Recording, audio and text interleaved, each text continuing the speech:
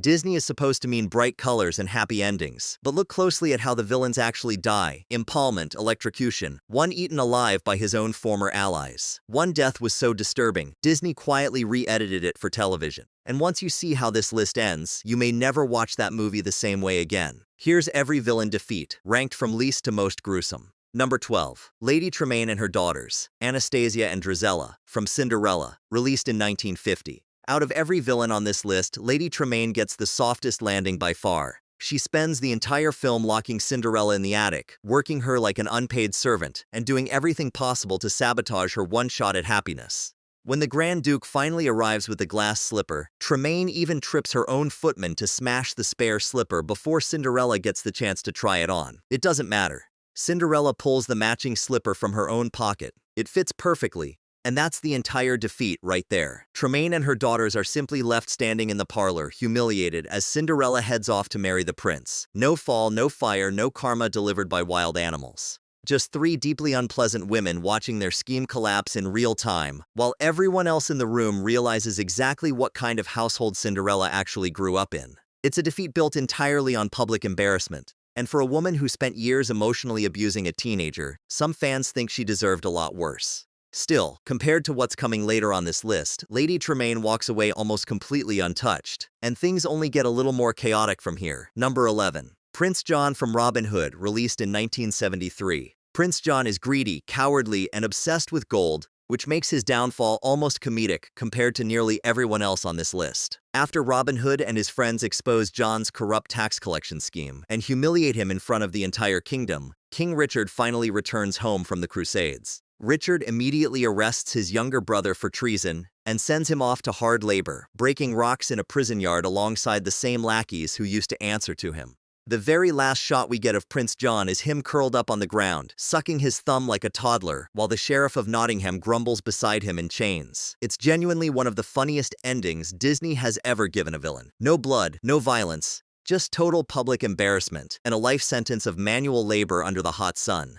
Considering Prince John taxed an entire population into poverty just to fund his own comfort, watching him reduced to a whimpering, thumb-sucking mess feels less like a punishment and more like exactly what he had coming. Now let's talk about the villain who actually put herself behind the wheel of her own downfall. Number 10. Cruella de Vil from 101 Dalmatians, released in 1961.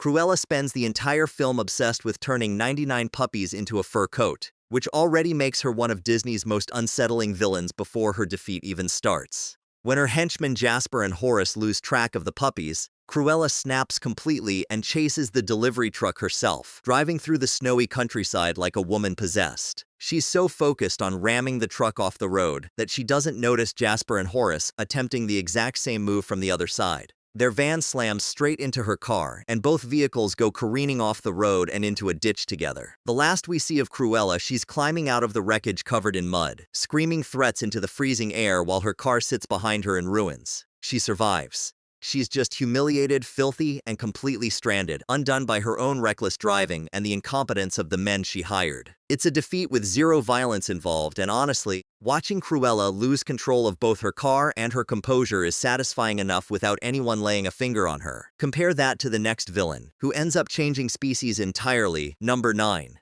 Yzma from The Emperor's New Groove, released in 2000. Yzma spends most of the movie trying to poison the Emperor Kuzco, only to accidentally turn him into a llama instead of killing him outright, which sets off one of the most chaotic plots in Disney history. During the final showdown at her secret laboratory, Yzma and her assistant Kronk get caught in an explosion of their own potions. When the smoke clears, Yzma discovers she's been transformed into a small, scrawny purple cat, and this time the change is permanent. Her own palace guards don't even recognize her anymore, and she has to watch them walk right past her while she screeches in protest. The movie ends with Cat Yzma clinging desperately to a tree branch, still using her same exact dramatic voice, while absolutely nobody pays her any attention. It's a strange, almost fitting punishment for a villain whose entire plan revolved around turning other people into animals for her convenience. No death, no injury beyond a badly wounded ego, just permanent humiliation stuck inside the body of somebody's house pet. It's one of the few villain defeats on this entire list played completely for laughs, and it works because Cat Yzma is just as dramatic, self-obsessed, and impossible to ignore as human Yzma ever was. The next villain trades a body swap for something a lot more permanent. Number 8. Jafar from Aladdin. Released in 1992, Jafar spends the whole movie clawing his way toward ultimate power, and for a stretch he actually gets it. After tricking Aladdin's genie away from him and wishing to become the most powerful sorcerer in the world, Jafar transforms into a giant cobra to finish Aladdin off for good. Aladdin outsmarts him instead, pointing out that genies, no matter how powerful, are still just servants trapped by their masters. Furious and desperate to prove he's more powerful than the genie, Jafar makes one final wish. He wishes to become a genie himself. It works, but genie power comes with a catch he never saw coming. The instant Jafar transforms, golden shackles clamp around both wrists and he gets violently sucked into a black lamp of his own, dragging his loyal parrot Iago down with him. The genie then hurls that lamp deep into the Cave of Wonders, sealing Jafar away for what's specifically said to be 10,000 years of imprisonment. He isn't dead. He's just trapped in total darkness, forced to grant wishes to absolutely nobody, forever. It's a defeat dressed up as a magic trick, and it's genuinely unsettling once you actually sit with what happened to him. As dark as that is, at least Jafar knows exactly where he ended up. The next villain gets dragged somewhere far worse. Number 7. Hades from Hercules, released in 1997.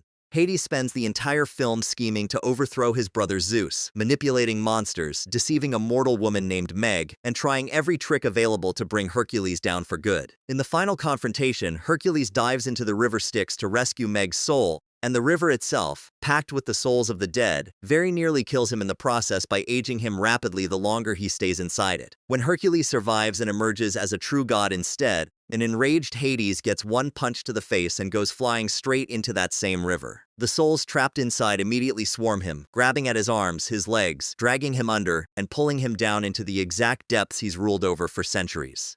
He doesn't die since he's already the god of the dead, but he's consumed and dragged under by the very souls he treated as a punchline for the entire movie. It's a genuinely eerie way to end a villain, and it's ironic in the best possible way, given that Hades gets trapped in the one place he was always technically already in charge of. From an eternity underwater to a very literal fall from grace. Coming up next, number 6. Gaston from Beauty and the Beast, released in 1991. After leading an angry mob to storm the Beast's castle, Gaston finally tracks the Beast down for a final fight on the rooftop. The Beast, completely heartbroken after believing he's lost Belle forever, barely even defends himself at first. But once Belle unexpectedly returns, the Beast fights back for real, eventually pinning Gaston over the edge of the roof with nowhere left to go. Gaston begs for his life, and the Beast, choosing mercy over revenge, actually lets him go. It's a genuinely kind, unexpected moment. Gaston repays that mercy by stabbing the Beast in the back the second his opponent turns away. The Beast, wounded and startled, swings his arm backward in shock, and that single motion is all it takes. Gaston loses his footing on the crumbling rooftop and falls screaming into the misty chasm below the castle. We don't see him land. We don't need to. Concept art from the film actually shows tiny skulls reflected in his eyes as he drops, confirming exactly what the animators wanted audiences to understand without spelling it out. Gaston is dead, and the fact that mercy is the very thing that gets him killed makes it hit even harder. Now we're getting into the villains whose deaths actually happen right in front of you, starting with a dragon who bled on screen decades before that was ever normal for Disney. Number 5. Maleficent from Sleeping Beauty, released in 1959. Furious that Prince Philip has escaped her dungeon to save Princess Aurora, Maleficent transforms herself into a massive fire-breathing dragon and chases him up the side of a cliff, summoning what she literally calls all the powers of hell to do it. She backs him against the edge with nowhere left to run, and just as it looks like Philip is finished, the 3 good fairies enchant his sword. He hurls it directly into the dragon's chest. Maleficent lets out a scream, and if you watch closely, you can actually see blood seeping out from where the blade struck her, which makes this one of the only villain deaths from that entire era of Disney to show visible blood on screen at all. She staggers backward, collapses, and the cliff edge crumbles beneath her enormous weight, sending her plummeting off the mountainside. All that's left behind afterward is her empty cape, still pierced by the sword. For a movie made all the way back in 1959, giving audiences a bleeding, stabbed dragon falling to her death was shockingly intense for its time, and it's still one of the most quietly brutal villain deaths Disney has ever animated. If you're enjoying this deep dive into the darker side of animation, hit subscribe, because we cover the hidden details in Disney movies every single week. Alright, back to the countdown, because the next 4 entries are on a completely different level. Number 4. Ursula from The Little Mermaid, released in 1989. After stealing King Triton's trident and growing into a towering sea monster, Ursula corners Ariel in a whirlpool, ready to finish her off for good. Prince Eric commandeers a half-sunken ship and steers it directly into the storm. Ursula, too busy gloating over her new powers, doesn't notice him coming until it's far too late. The ship's splintered bowsprit rams straight through her stomach, impaling her in front of everyone watching from below. As she screams in pain, a bolt of lightning strikes the metal bow, electrocuting her entire body while she's still skewered on it. Her enormous form goes rigid, and she finally collapses backward into the sea, sinking through the water in pieces while the polyps in her own garden watch her remains disappear into the dark. It's one of the most graphic death scenes in any Disney animated film, combining impalement, electrocution, and a visibly disintegrating corpse, all inside a movie marketed to 5-year-olds. Once Ursula is gone, every spell she ever cast breaks instantly, which is honestly the only gentle part of this entire sequence. As gruesome as impalement is, the next villain's ending trades weapons for something far more personal. Number 3. Scar from The Lion King, released in 1994. After Simba returns to reclaim Pride Rock, he and Scar fight it out while the entire kingdom burns around them. Simba finally corners his uncle at the exact edge of the rock, the very same spot where Scar once let Mufasa fall to his death. Scar begs for mercy, and in a moment of pure cowardice tries to pin the entire blame for Mufasa's death onto the hyenas standing just below them. Simba spares Scar's life and lets him walk away, but the hyenas heard every single word. They watched their own leader try to sacrifice them to save his own skin. As Scar limps off into the shadows, the hyenas quietly surround him, and their usual playful, twitchy energy turns cold and predatory within seconds. We don't see the actual attack happen. We see silhouettes, hear Scar's screams, and watch the hyena's eyes gleam in the firelight as they close in around him. It's implied rather than shown, but it's completely unmistakable. Scar is mauled and eaten alive by the same animals he manipulated for years, and the shift from comic relief sidekicks to something genuinely terrifying in the space of a few seconds is one of the darkest tonal turns Disney has ever pulled off. Number 2. Clayton from Tarzan, released in 1999. After Tarzan destroys his rifle to stop him from hunting the gorillas, Clayton snaps completely, chasing Tarzan through the treetops with a machete instead. Tarzan manages to tangle him up in a curtain of jungle vines, but Clayton, blind with rage, starts hacking at every vine he can reach to break free. Tarzan sees exactly what's about to happen and screams for him to stop, because one of those vines has slipped up and looped itself around Clayton's own neck without him noticing. Clayton doesn't listen. He cuts the last vine holding him up, and for one horrible second, we watch him realize what's happening as he drops, clawing desperately at the loop tightening around his throat. Then the vine runs out of slack. It snaps taut with an audible crack, and Tarzan lands safely on solid ground below just as a flash of lightning briefly illuminates the shadow of Clayton's body, hanging perfectly still against a nearby tree trunk. Disney was willing to show a villain accidentally hang himself in a movie rated for general audiences, and an entire generation of kids watched that lightning flash without fully registering what they'd just witnessed. Even decades later, critics and fans still argue it's the single most graphic death Disney has ever put on screen. Number 1.